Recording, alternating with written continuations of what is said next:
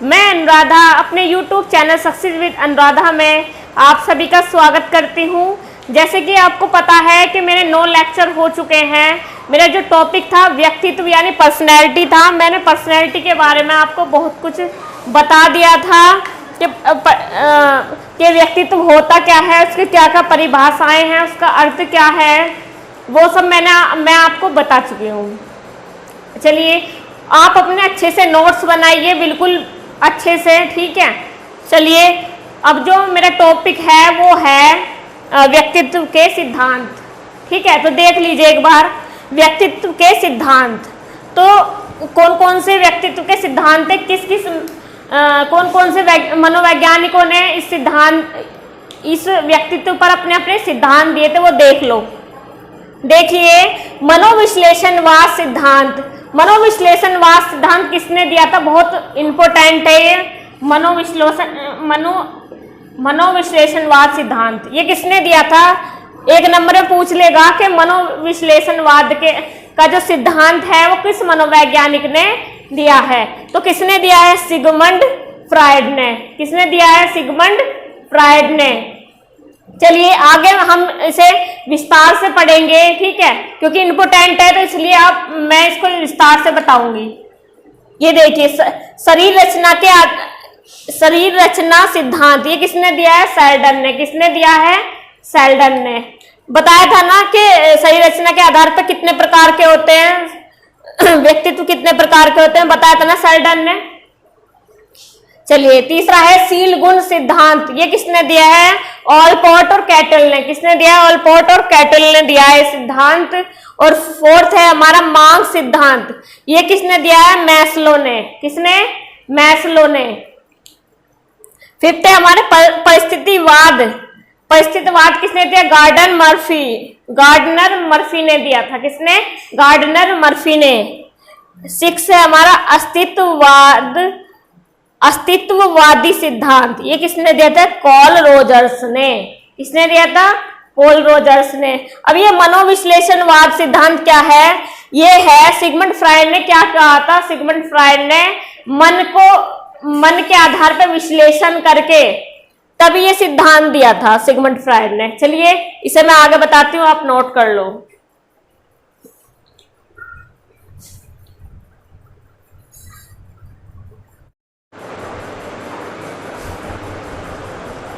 चलिए देखिए ये जो मनोविश्लेषणवाद सिद्धांत है ये किसने दिया था, इसके प्रतिपादक कौन थे, सिगमंड फ्रायड। कौन थे, सिगमंड फ्रायड, ठीक है। तो इन्होंने क्या करा था, मन का पूर्ण विश्लेषण करके ये मनोविश्लेषणवाद का सिद्धांत दिया था कि हमारा मन कैसा होता है, हमारा मन कार्य कैसे करता है, ठीक है। तो हमारा ये जो इन्होंने मन के आधार पर ये तीन व्यक्तित्व के 3 भाग बताए थे। कौन कौन से, ये देखो, एक था इदम, एक अहम और परा अहम, ठीक है। ये बहुत ज्यादा इंपॉर्टेंट है तो अच्छे से पढ़ेंगे। मन के आधार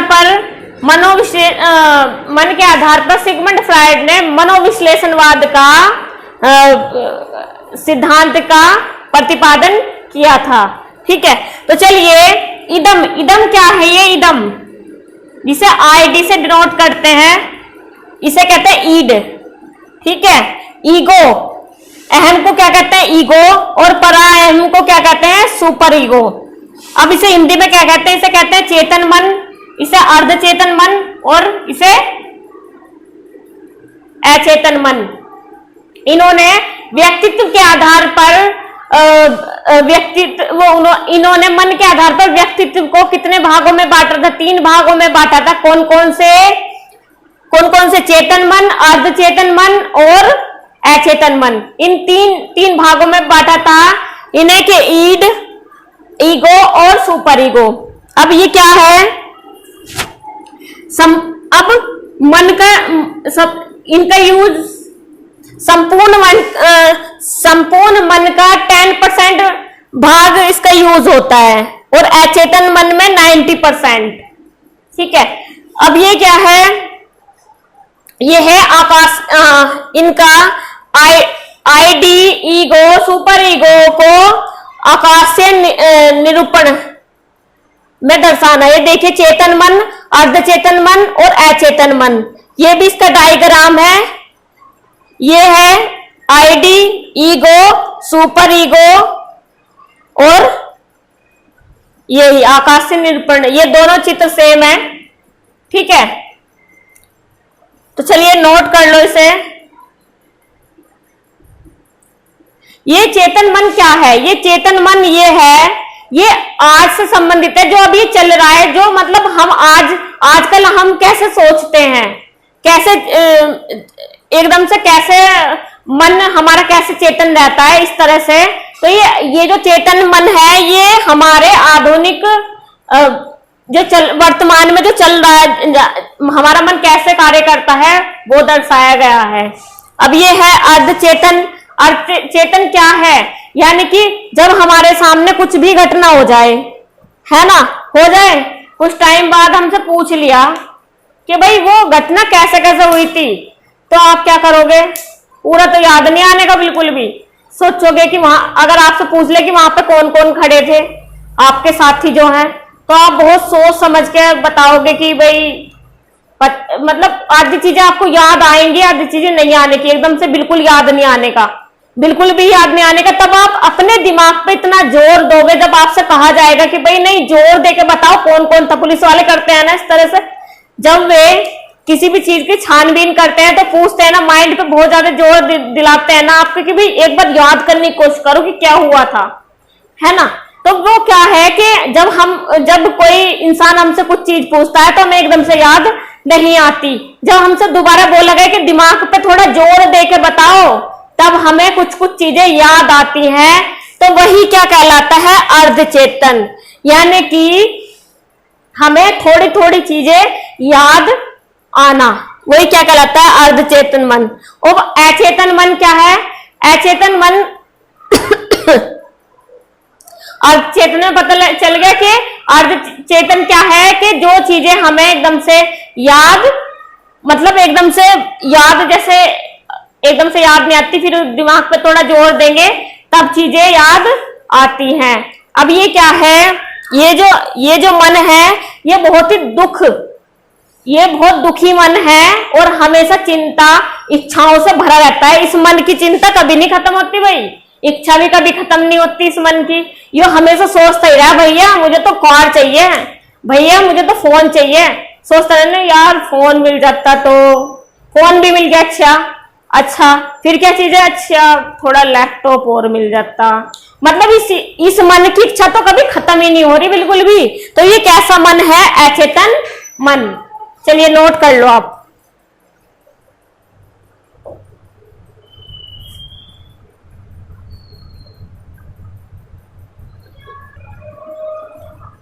चलिए, ये जो मनोविश्लेषणवाद सिद्धांत है, हम इसे और डिटेल से पढ़ेंगे। ये क्या है? जो मन है, मन का विश्लेषण करके ही ये जो मनोविश्लेषणवाद का जो सिद्धांत है वो सिगमंड फ्राइड ने दिया था। अब क्या है, ये भी बहुत इंपॉर्टेंट बात है जो आप याद रखो, कंफ्यूज नहीं होना है भाई इसमें बिल्कुल भी। पश्चिमी दर्शन शास्त्र में मन को क्या कहते हैं? मस्तिष्क। क्या कहते हैं? मस्तिष्क कहा जाता है।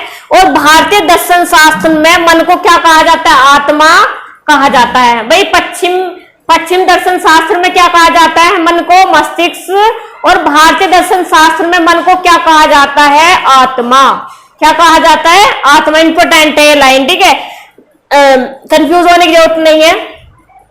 चेतन मन, यह चेतन मन कैसा है? चेतन मन आजकल जो वर्तमान से संबंधित है। ये मन कैसे है कि हमारा जो मन है, आजकल हर एक इंसान क्या चाह रहा है? यो चाह रहा है करे कुछ ना और मिले सब कुछ, बिना करे हुए सब कुछ मिल जा, ठीक है। तो वही है कि आजकल का जो मन है सबसे ज्यादा क्या चाहता है? सुख चाहता है। क्या चाहता है? सुख चाहता है सबसे ज्यादा, है ना। तो इसमें क्या है कि जो ये सुखवादी सिद्धांत पर आधारित है। मैंने बताया ना कि आजकल का जो मन है क्या चाहता है? सुख चाहता है ना। दूसरा है, यह अचेतन मन से जुड़ा है। यह अचेतन मन से कैसे जुड़ा है? क्योंकि तुम्हें आपको पता है क्या कि ज्यादा सुख दुख का कारण होता है ना। ज्यादा इच्छा करने वाला व्यक्ति भी दुखी होता है, ज्यादा पैसे पाने वाला व्यक्ति भी दुखी होता है, जिसे ज्यादा सुख मिल जाए वो भी दुखी होता है। और भैया पड़ोसी, जो पड़ोसी होते हैं वो देखा भाई पड़ोस, और भी उनके जो पड़ोस करीब हैं बहुत खुश हैं, उन्हें देख के उनके सुख में दुखी हो जा, है ना। तो वही बात है कि यही ज्यादा इच्छाएं करनी भी क्या दुख का कारण होती हैं। यह अचेतन मन से जुड़ा है भाई। काम प्रवृत्ति सबसे बड़ा सुख है, यानी कि आजकल हम लोग अपने आपने देखा होगा कि अगर 4 लोग साथ में बैठे हैं तो भैया चारों का ही फोन अलग अलग खुलेगा। वे आपस में बात करना पसंद नहीं करते ना। तो वही है, हर एक व्यक्ति अपने अपने काम में इस तरह से बिजी है कि वो ये नहीं देख पा रहा कि हमारे आसपास चल क्या रहा है। उसे इतना भी टाइम नहीं मिल पाता कि वो चैन से 2 मिनट अपनी फैमिली के साथ अच्छे से व्यतीत कर ले। वो हमेशा कमाने पे ही लग रहा है, काम करने पे, दिन रात, है ना। तो वो भी दुख का एक कारण होता है। इदम ईगो द्वारा नियंत्रित होता है, यानी कि इदम ये जो है चेतन मन किसके द्वारा होता है? अर्ध चेतन मन के द्वारा काबू में आता है, ठीक है। यह नियंत्रित तो होता है। चलिए इसे नोट कर लो, अच्छे से नोट्स बनाएंगे। देखिए मैं इसलिए इसे डिटेल में पढ़ा रही हूं क्योंकि ये मोस्ट इंपोर्टेंट है, आता जरूर है, इसलिए मैं इसे बिल्कुल बहुत बारीकी से बता रही हूँ। अच्छे से नोट्स बनाएंगे, अच्छे से मेरे साथ पढ़ते चलेंगे, तभी आपको आने वाले एग्जाम टाइम में आप अपना जो एग्जाम है सीटेट, यूपीटेट, डीएसएसबी सब क्लियर कर सकते हो, ठीक है। तो मेरे साथ बने रहिए, जो मैं डेली पढ़ा रही हूँ आप साथ के साथ पढ़ेंगे, अपने नोट्स बनाएंगे अच्छे से। चलिए नोट कर लो।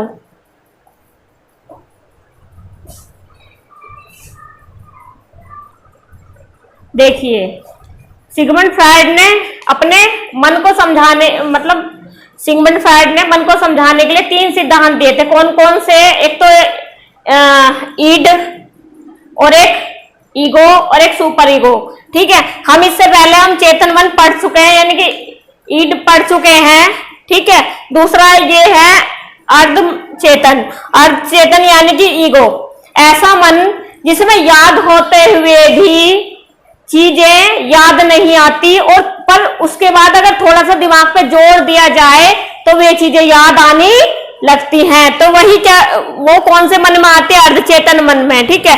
दूसरा है यह वास्तविकता पर आधारित है, यानी कि जो घटना हमारे जीवन से जुड़ी हुई है, जो हमारे जीवन में घट चुकी है, वास्तविक रूप में जो घटना हमारे जीवन में घट चुकी है, तो वही किस में आता है? अर्धचेतन मन में आता है।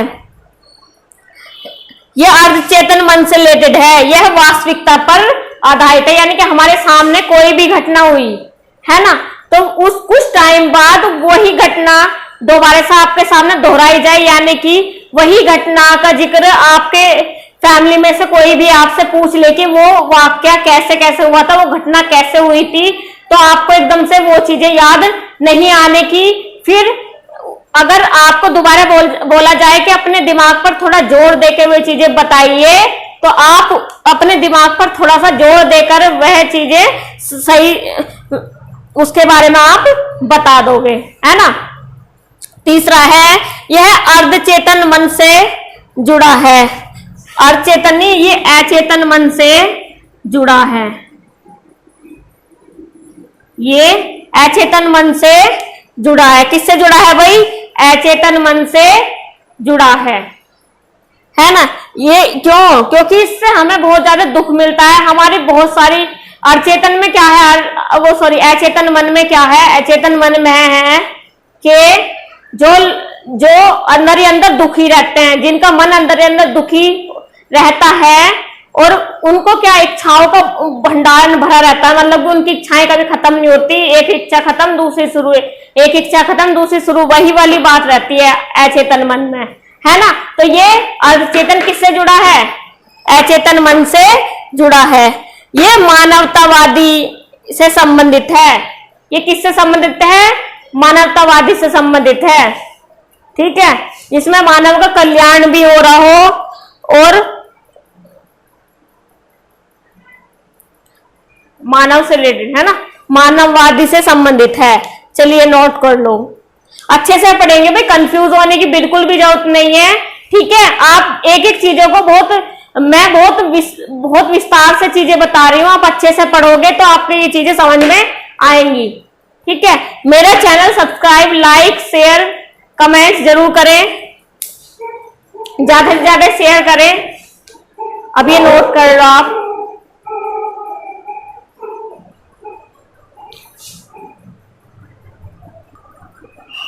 चलिए तीसरा है हमारा अचेतन मन, ठीक है, जो सिगमंड फ्राइड ने दिया है, मन को विश्लेषण करने के बाद जो सिद्धांत दिया है, ठीक है, मन को समझने के लिए, समझाने के लिए, है ना। तो अचेतन मन इसे कहते हैं सुपर ईगो या परा अहम, ठीक है। यह आदर्शवादी सिद्धांत है भाई, ये कैसा सिद्धांत है? आदर्शवादी सिद्धांत है। ये जो इस सिद्धांत को, अचेतन मन को नियंत्रित करता है, कौन है वो?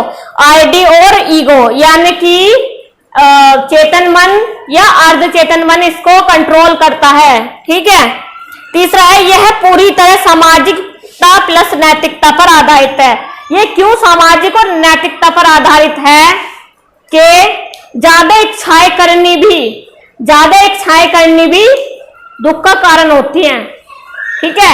एक तो ये पॉइंट हो गया, एक ये हो गया कि हम समाज में रहते हैं, समाज के लोगों के साथ उठते बैठते हैं। अब क्या है भाई, एक इंसान कामयाब हो जा, है ना, तो दूसरा इंसान क्या करेगा भाई? बहुत जलेगा, सही में, बिल्कुल उसे उठने नहीं देगा, उसे ऐसी राय देगा कि भाई ये बेकार है, ये तेरे लायक ही नहीं काम, या इस तरह से नीचा दिखाने की कोशिश करेंगे, है ना। वही दुख का कारण होता है लोगों का कि अपने सुख से इतने परेशान नहीं है वे, जितने दूसरों के सुख से दुखी हैं वे, है ना।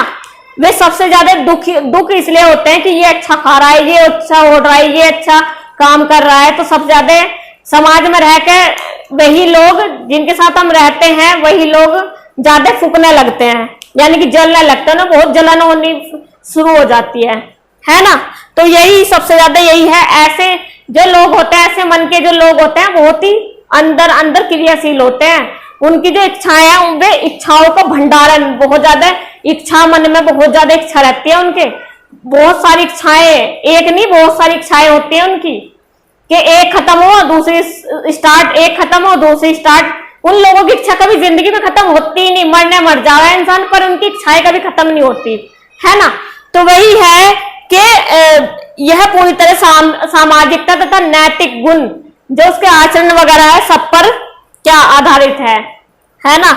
इसमें प्रवृत्ति देवदत्त होती है, यानी कि ऐसे मन वाला व्यक्ति होता है वो जिसके अंदर ही अंदर एक तो दुख छुपा रह रहा है, और एक भैया उनकी इच्छाएं खत्म नहीं होती, वो अब इसी चीज से भी दुखी, वो हमेशा दुखी रह रहा है। क्यों? एक तो उसकी इच्छाएं पूरी नहीं हो रही, है ना, और एक तो इसकी इच्छाएं खत्म नहीं हो रही, और एक इच्छाएं पूरी नहीं हो रही, और एक दूसरे के सुख से परेशान है ना। तो चलिए इसे नोट कर लो आप।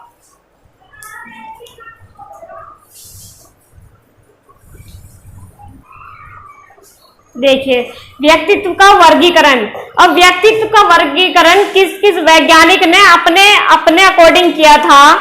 किसने किया था भाई? विचार शक्ति के आधार पर, यानी कि मन में हम कैसे विचार करते हैं, किस तरह से विचार करते हैं, हमारी पावर कितनी है सोच मन की, किस तरह से हम मन को क्रियाशील कर सकते हैं, उस आधार पे किसने बताया था?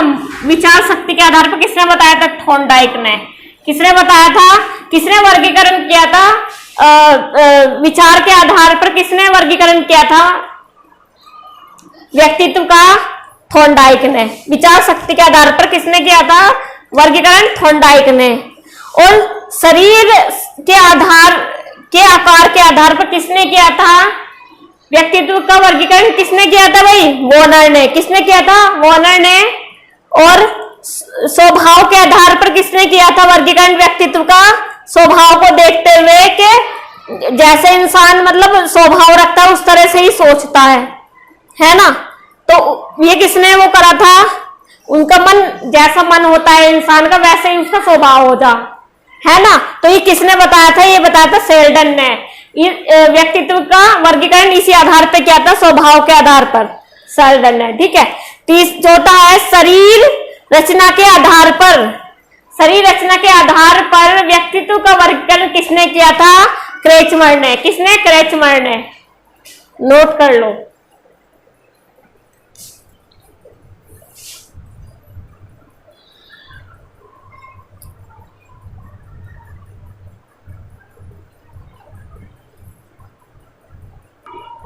देखिए ये जो सिद्धांत है, इससे पहले हमने मनोविश्लेषणवाद का सिद्धांत बताया था। ये सिद्धांत हमारा छूट गया था। ये देख लो, मैस्लो का मांग का सिद्धांत। ये क्या है कि इसमें सबसे पहले बताया गया है आत्मसिद्धि आवश्यकता, दूसरा बताया स्व सम्मान आवश्यकता, तीसरा बताया सामाजिक आवश्यकता, चौथा बताया सुरक्षा आवश्यकता और फिफ्थ बताया दैहिक आवश्यकता।